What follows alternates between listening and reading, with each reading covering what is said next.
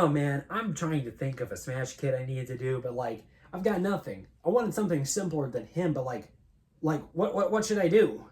That is a tough one.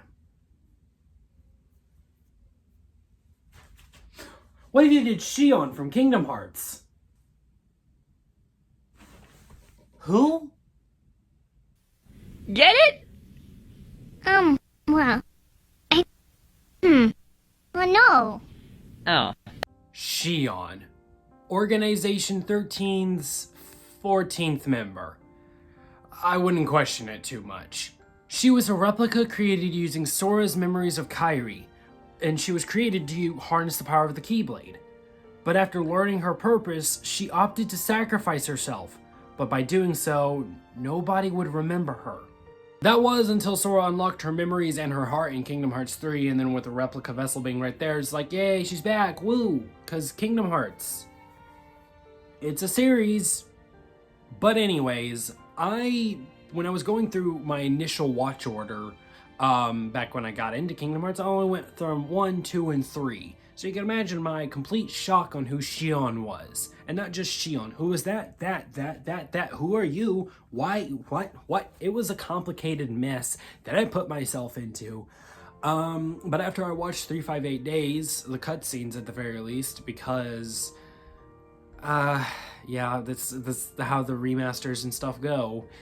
Two things. One, I actually understood who she was, and two, yeah, no, she grew on me as a character. I was like, yeah, no, that goated character right there. And y'all know that if it's a character I like, they're probably gonna get a Smash kit eventually. Like, you know, like right now. Plus, if you've seen a couple of my videos in the past, you might actually already know where this kit's going. With all that said, let's ask the question.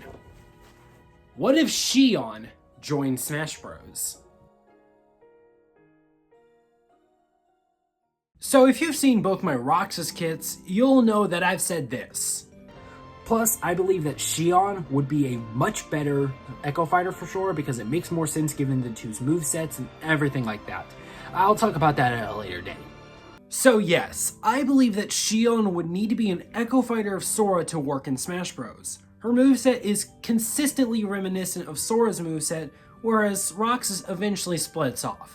I know Sora can dual wield and kinda do a lot of the things that Roxas can do eventually, but Roxas had them first. Now I know Echo Fighters don't have the best representation in Smash Bros, which sucks honestly, because the idea of Echo Fighters are actually really cool, allowing more fighters into the game while not putting too much time into making their kits. A little bit should be put into them, more than they have already, so they're at least a little bit more different, but that's besides the point. So this kit is actually a double challenge. Can I put Xion in Smash Bros, and can I make her a unique Echo Fighter while still being, well, an Echo Fighter? So let's start going through her kit and showing the changes from Sora's moveset to hers and what stays the same.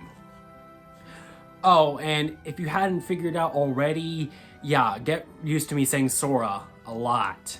You'll probably not be able to tell that that's a word after this video. One big thing is Xion won't be as whimsical and, for lack of a better term, floaty with her animations.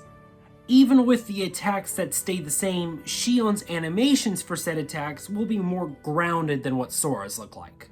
She'll still be an insanely lightweight character with 2 jumps, though her double jump can look more like double flight, seen in various Kingdom Hearts games, and she can keep the ability to crawl. Xion's stage entrance can simply be a dark corridor that she walks out of. For her taunts, Xion's up taunt can be her casting magic like Sora's, but instead of cycling through Kingdom Hearts 1's spell, she'll cast light magic and say, "Holy!" This taunt can actually do small flinching damage. Her side taunt can have her spin the Keyblade before getting back into her battle stance and shout, That all you've got? And her down taunt can still be the Here we go! taunt, but instead of the happy-go-lucky animation Sora has, she simply holds out her Keyblade in front of her.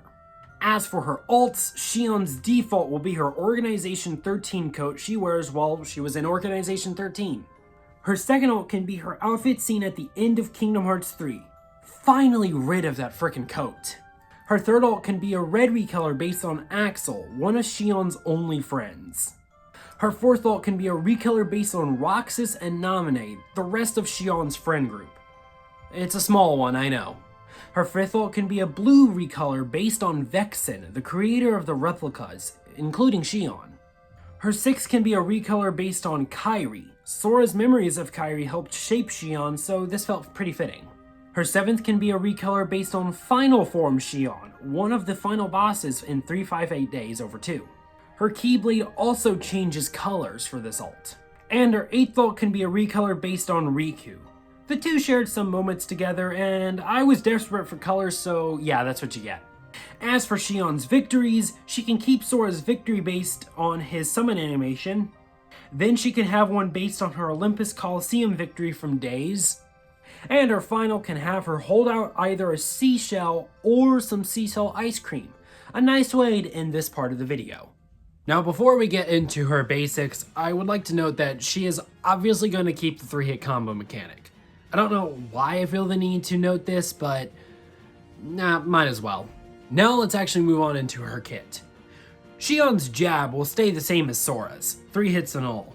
Her forward tilt has her thrust the Keyblade forward. If you choose to do the 3-hit combo version, she'll swing the Keyblade overhead, downwards, and then finishes with a horizontal slash. This attack comes from her data fight in Kingdom Hearts 3. Her up tilt will stay the same as Sora's, and her down tilt will stay the same as Sora's. Her dash attack has her perform an angled midair spin, which could be used to set Xion up for some aerial combos. This attack comes from the combo finisher of the Total Eclipse Keyblade in Days. As for her smashes, her side smash will stay the same as Sora's. Her up smash will also stay the same as Sora's. As for her down smash, she'll charge up energy and then unleash it in multiple pillars of light. This comes from Xion's final limit from Days. Besides, Xion and Roxas really love their light pillars. As for her aerials, Xion's neutral air will stay the same as Sora's, combo and all. Her forward air will stay mostly the same, but the third hit will be a horizontal spin instead of a vertical spin, coming from the base aerial combo from Days. The rest of her aerials will stay the same as Sora's.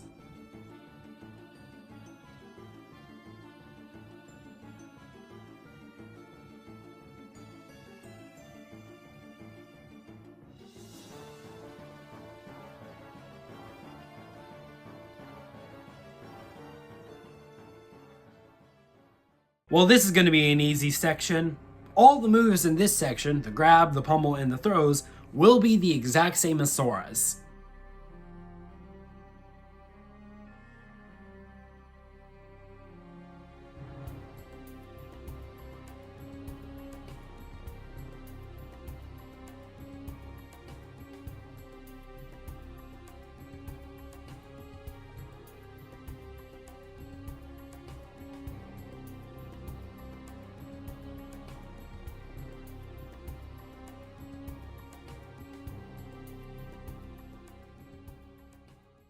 Now we're on to the specials, which is where Xion is going to split from Sora the most. I will say, her specials are going to be very similar to Sora's, but there are quite a lot of differences that add some flair to it. So let's get started. For her neutral special, Xion will use Magic. Functionally, it's the same as Sora's, having 3 different spells that rotate between each other after use. However, the magic Xion will use will be different than Sora's, being more influenced by 358 over 2 days. Very interesting magic system, with each tier actually functioning differently. If you haven't seen it, I would look it up, it's like kinda cool honestly. Let's go over the 3 spells Xion will use. For starters, Xion will keep Firaga, but it will be based on the Fire tier in Days. Xion will shoot forward a single shot of fire, which will go incredibly fast and cause a big explosion upon contact. This attack will not be spammable unlike Sora's Firaga, but now goes much faster and deals more damage than Sora's Firaga. Now, instead of using Thundaga, Xion will use Eroga, which will be the proper Eroga spell from Days. For this attack, Xion will summon an AoE of wind around her. This attack does a fair amount of damage, but also has the added benefit of bringing opponents closer to Xion, allowing her to perform a follow-up attack. And for her version of Blizzaga, this will actually stay the same as Sora's. I didn't see a need to change this one, surprisingly. Overall, this is a simple magic lineup that can switch things up in a battle. As for Xion's side special, instead of being the absolutely busted Sonic Blade, she'll use Black Hole, her limit break ability from Days. Xion will do a flurry of 7 attacks using the Keyblade. This attack will do a lot of damage and can project Xion forward insanely quickly. It can follow up her up special, which we'll get to in a minute.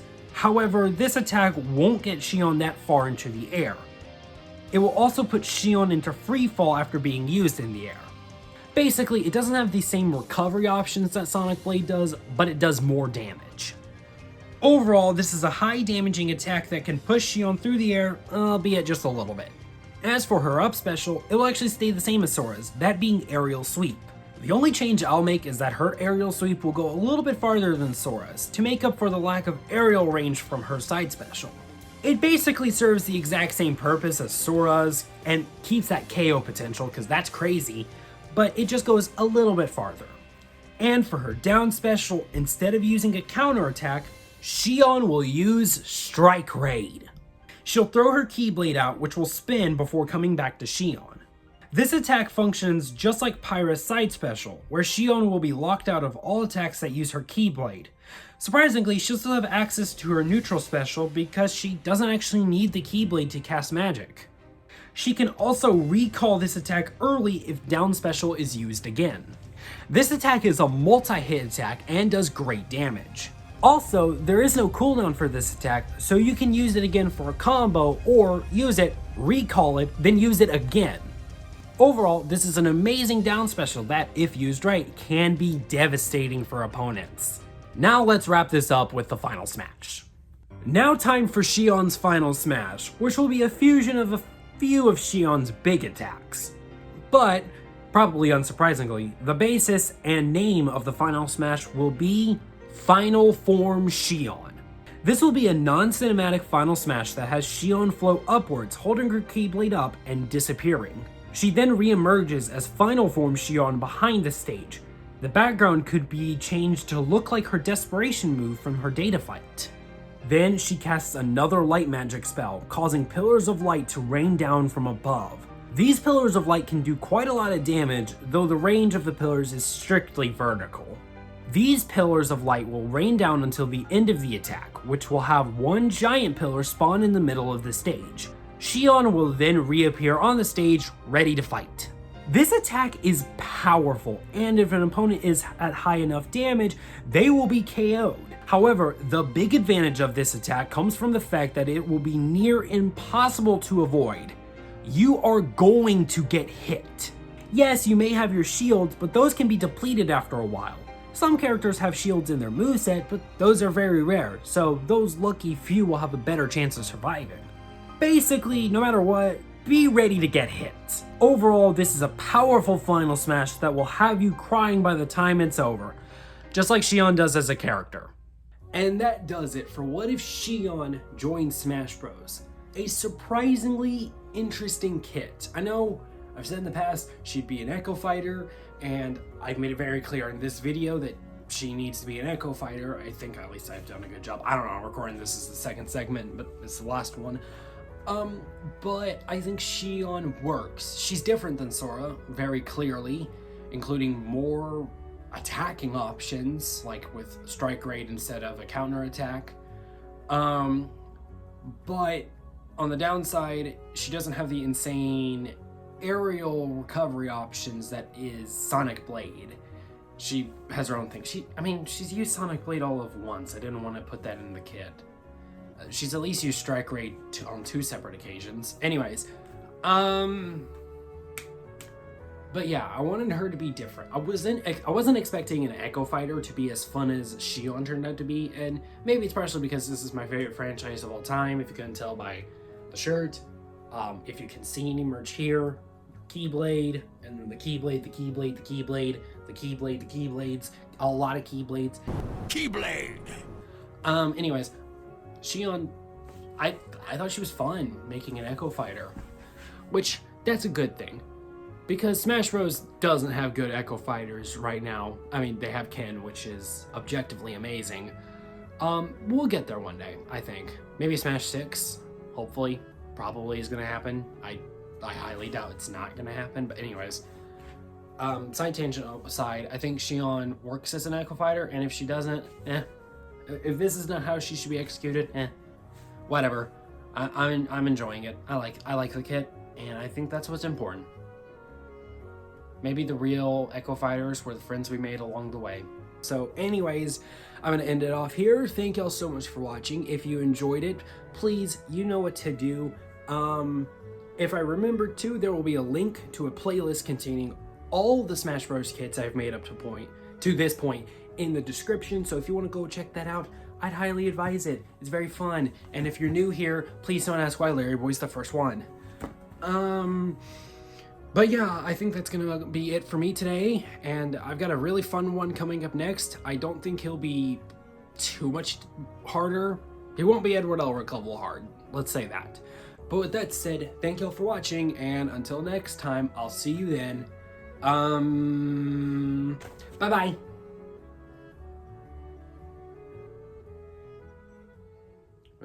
Jazz hand you to death.